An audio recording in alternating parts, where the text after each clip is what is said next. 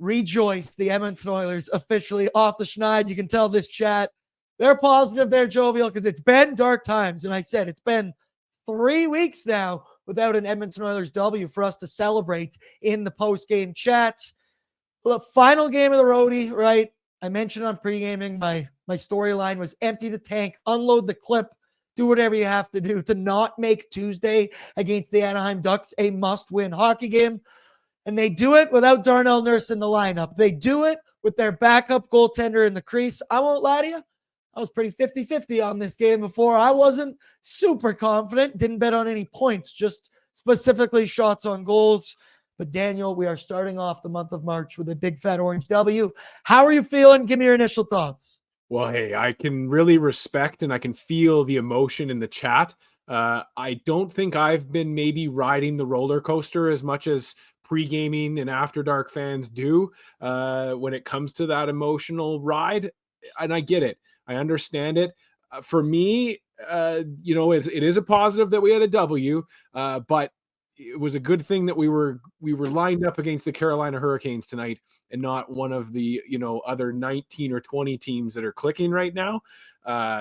Pretty rough hockey game all around, outside of, like you mentioned, Brett Kulak and Calvin Pickard, who I feel like we are going to be focusing on a lot tonight, but which is rightfully so.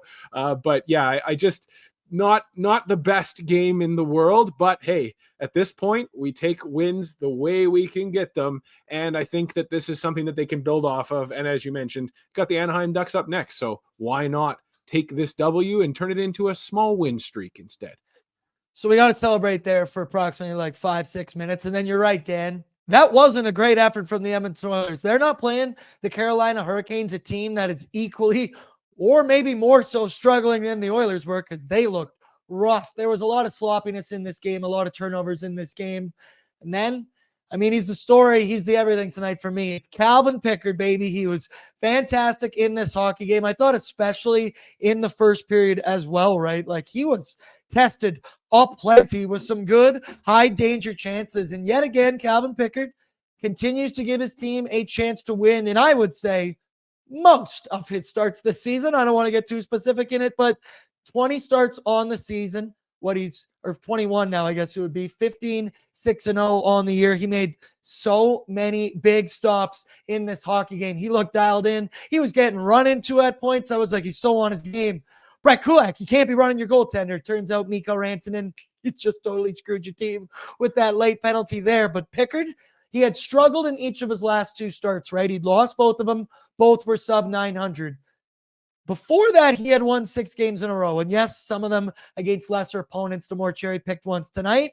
No matter what they've been lately, that's still a Carolina Hurricanes team with plenty of talent all over the place. Regardless of how they've been playing lately, that was a tough opponent. Calvin Pickard, fantastic, right? On the evening, he makes 35 saves on 36 shots for a .972 save percentage. Calvin Pickard, the guy who pretends to be Calvin Pickard in the chat, if you're not in here right now, I don't know what you're doing, because this is the time to receive your flowers. Dan, Calvin Pickard was awesome tonight. Yeah, you can see it in the chat. It's bubbling up. This city is looking at the goaltenders right now with a pretty fine eye, understandably so. And credit to Calvin Pickard. There has been a couple of games recently where he seems to have kind of come back to the net a little bit and not gotten so lost in this game, and really just instilled that confidence that we were able to garner out of him when it came to the playoffs last year against Vancouver and beating the Canucks for us, keeping us into those finals. So, yeah, I think that the goaltender controversy is a little bit overblown. I think you will see Stuart Skinner back in the net against Anaheim, and we're going to be just fine. This team, and I think you've seen it when with the amount of penalties that they've been taking, just does not seem to have the same flow that it had prior to the break. That Colorado game was it felt like what was hopefully an anomaly of a performance, but really just feels like they have not had it together as a team in front of him since then.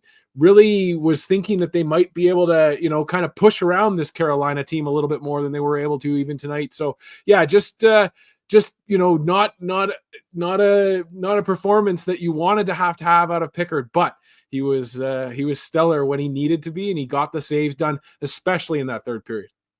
Dude, he was dialed in, by far the Oilers' best player. And then Brett Kulak, number 2, right behind him there. We'll get into it a little bit more with the booms. Might be 2 games in a row that Brett Kulak gets 5 booms. That's 10 booms over a 2-game span. Unheard of here on Oilers Nation After Dark. Never been done before, so we will see and have to find out. But back to the Calvin Pickard thing, right? He was awesome in this game. I still agree with you. Stuart Skinner is the 1A. But of course, this chat disagrees wholeheartedly. Jeff Skinner, it's time for picks to cook. Start Pickard against the Ducks. Pickard needs a back-to-back. Picks net to lose. There won't be a trade for a goalie, but if there is, Picks won't be the one leaving town. All right, people. All right, like I gotta tell you to bring it down a bit. But either way, hey, Stuart Skinner, Calvin Pickard, lately, both of them have not been ideal because, and I'd say it was tough to judge them, especially like the weekend against Philly and Washington. The team was so dog shit in front of them. I don't know if you could really get a proper grasp on their play. Devin Dubnyk said that as well. But in this one, Calvin Pickard, he stood tall. Troy also puts in the chat here, Henrique scored. Adam Rico Henrique did score a goal, and it was an ugly one. It was a greasy one. It was a shorthanded one, and it was absolutely beautiful as you see it here. I believe this was Matthias Janmark who wins that race, and then he zigzags with Rico in here. And what do you got to do? Simple hockey. You take it to the hoop.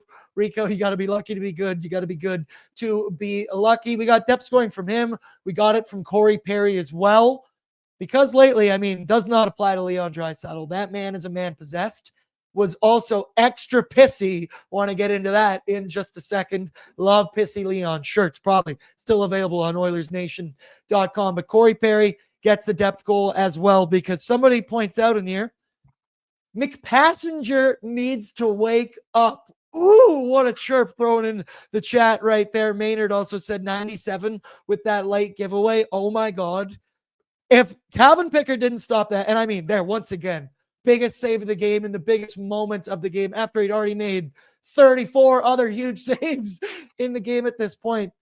But if that game got tied up on a Connor McDavid dangling around the blue line on a power play with a minute left in the game, boy, oh boy, I don't know what this chat would have been like. But either way, Dan, we get some depth scoring to kind of, I guess, counteract that top line of the Edmonton Oilers. While I do think Connor McDavid, he had his moments. Once again, he's always going to go up and down the ice, have those things. I thought that top line 5v5, not what we were looking for, not what we've been hoping for Connor McDavid to turn it around.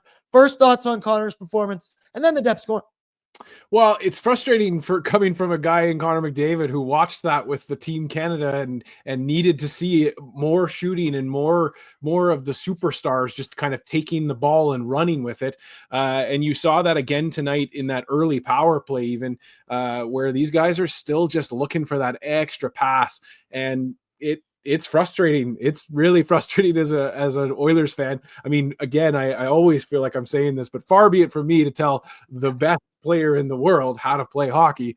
But darn it all, if that's not a player that has scored 40 goals in the NHL when he just wanted to, he decided to, and he did it, there's a shot there. So yes, I understand and I respect that the fans are able to call out the superstars too, because I do think that that's fair dinkum. They need to be shooting the puck more.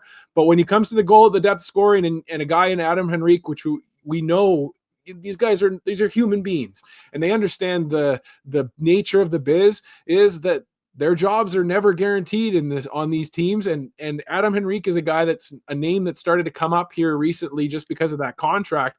And he comes out and has one of his best games of the season, just playing really strong on the puck there on that penalty kill. And you need more of that from everybody. Matthias Janmark had a great game tonight in the dirty areas up against the boards, playing strong. You need to have that from this team going forward. And I think that you guys touched on it. You and Brett touched on it early in the pregame show, talking about the blender and how maybe, just maybe, if Knobloch can give these guys the opportunity to kind of work together and get used to where their line mates are going to be on the ice, perhaps we can, come out of these struggles with a little bit better look going forward. What's up, Nation citizens? If you like that video, then you need to be subscribed to the Oilers Nation YouTube. Podcasts, live shows, exclusive interviews, and analysis. Everything you need from your favorite voices at Oilers Nation. And you don't want to miss any of it, so hammer that subscribe button.